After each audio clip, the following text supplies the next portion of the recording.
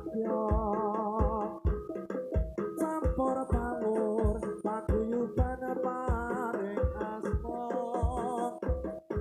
atur lelipun dumateng sedaya pamirsa